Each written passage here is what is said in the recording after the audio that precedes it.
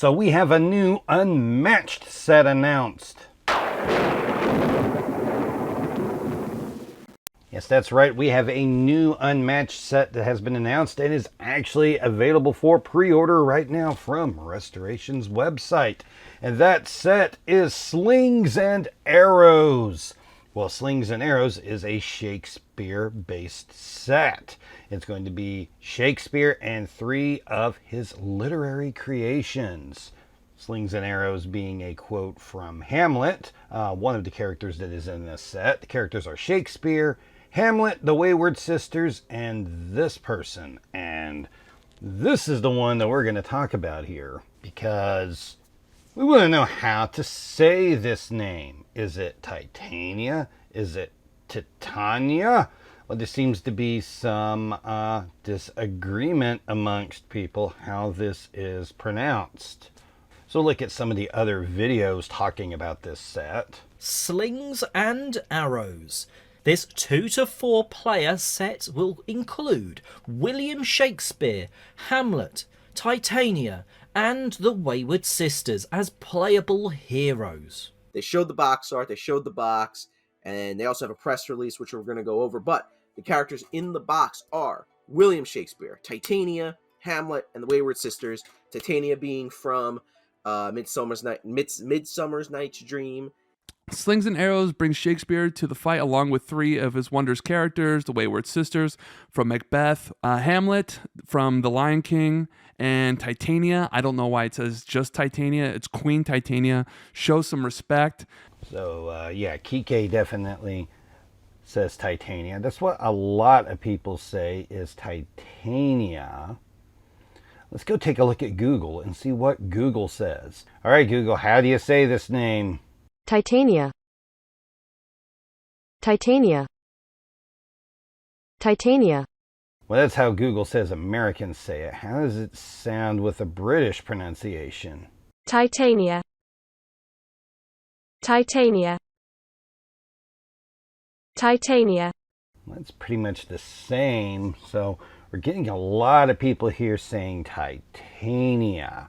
Well, let's go to a few clips from some productions of A Midsummer Night's Dream. That would be the play that Titania is from. She is a fairy queen that's in there. We're going to go to this 1960s production here, which has Judi Dench in the role. Ill met by moonlight, proud Titania. What? Jealous Oberon? There is hence, I have forsworn his bed and company. Carry rash wanton. Well, they definitely said Titania, and I don't know that I really have it in me to argue with Dame Judy on things that are British.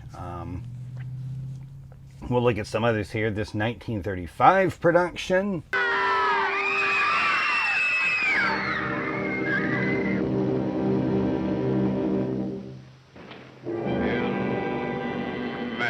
By moonlight, proud Titania. What? Jealous Oberon? So that's a really old one, but once again, they said Titania. We'll go to another one here, this one with Michelle Pfeiffer in the role of Titania / Titania.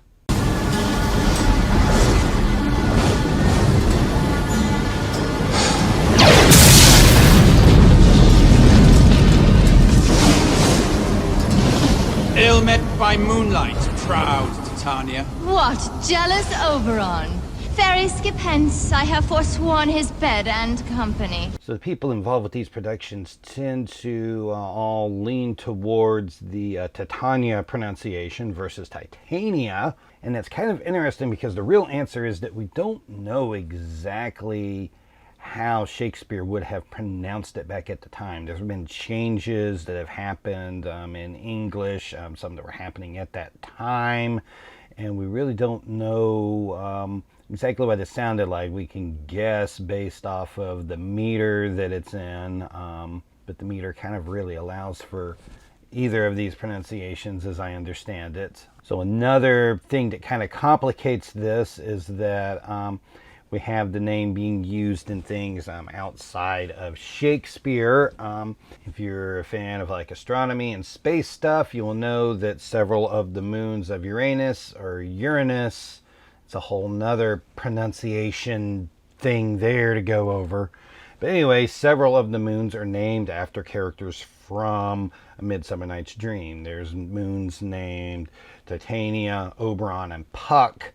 And in that community, it seems to be overwhelmingly pronounced as Titania. Like all of the solar system's gas giants, Uranus has an extensive system of moons. Of these, none are greater in size, mass, or surface area than Titania. One of the first moons to be discovered around Uranus, this heavily cratered and scarred moon was appropriately named after the fictional queen of the fairies. With a diameter of 980 miles, Titania is hardly a Titan. Titania, the largest satellite of the planet Uranus, appears in 8th place. Titania is 1,577 kilometers, 980 miles. So there doesn't really seem to be a definitive answer since we don't have a time machine to be able to go back and see how they pronounced it. I'd say just go ahead and pick the pronunciation that you want and roll with that. So, Titania or Titania, which one are you going to go with?